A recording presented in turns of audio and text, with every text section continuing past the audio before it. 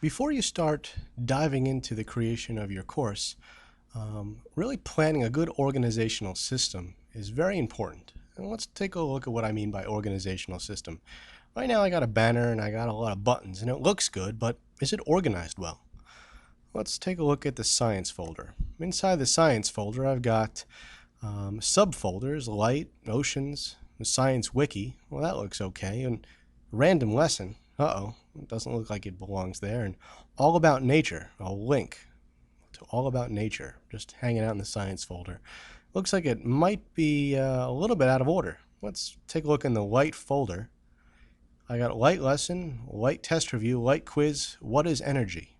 The first three look like they work. The fourth one, what is energy? Well, that might work, but I'm not really sure. Maybe it does. Let's keep looking.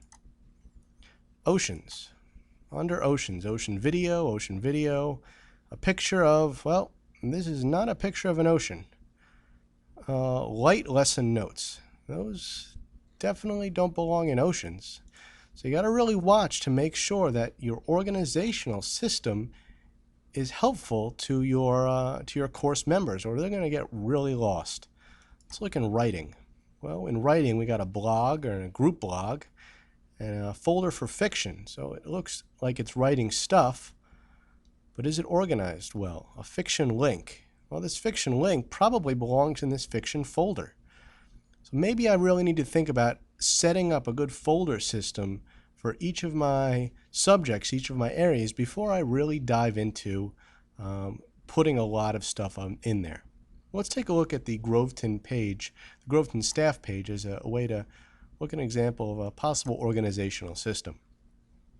So right now it starts out as our home page as the wiki, which you could set your home page as anything you'd like.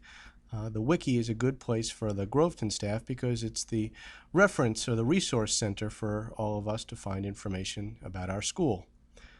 If I click on the Teacher Resources button, it brings me to the section for teacher resources, and it's organized by grade level and subject area, so I could easily find the resource that I need. If I look in second grade, I'll find second grade materials, all organized very easily for me to find. If I click on the website button, it's broken down by subject area, so I can find a website, clicking on math websites that I could use. There's a button here for videos. Now in this section is where we can keep videos that we could use as a staff. Either videos that we could use for podcasts or videos that we use internally to show each other. And so on. Here's our staff wiki, our staff blog, staff podcasts, a staff chat, and our calendar. So when you're designing your buttons and your organizational system, really try to keep things simple and keep things organized, because as your course begins to grow and you start doing a lot of things with it, it might become more complicated and more confusing than you want it to.